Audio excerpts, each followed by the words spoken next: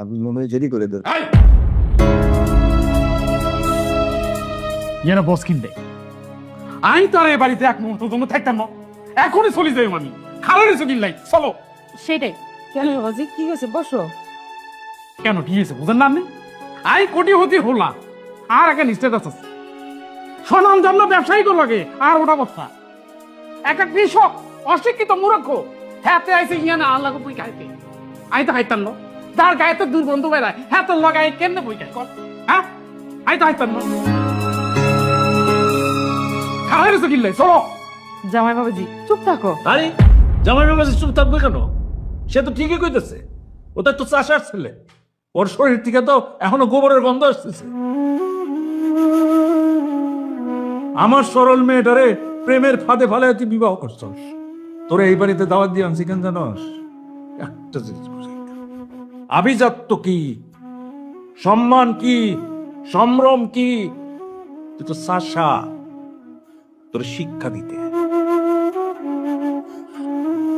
এটা একটু বেশি হয়ে যাচ্ছে। কোনো কথা বল।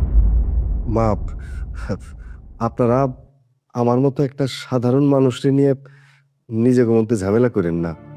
ভাইজান তো ঠিক কথাই কইছে। আমি সারা জীবন গ্রামে বড় হয়েছি, চাষবাস করে খাই, গরু ছাগল পালি। আমার শরীর থেকে গন্ধ বেরোবো, এটাই তো স্বাভাবিক। তাছাড়া ভাইজান কত বড় মাপের একজন মানুষ, ব্যবসা করে, বিভিন্ন বড় বড় লোকজনের সাথে তার চলাফেরা।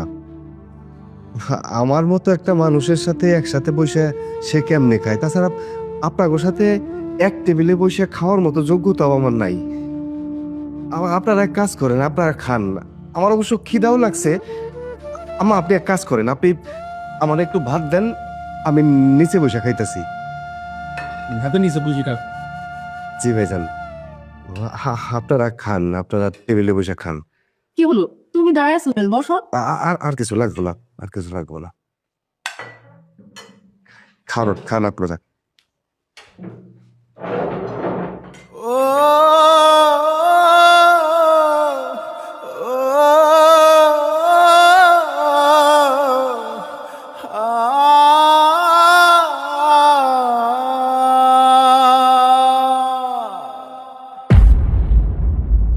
কি হচ্ছে এখানে?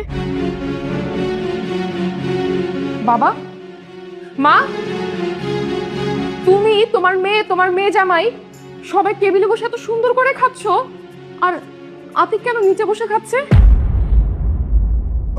আরে কি বলতেছো তুমি?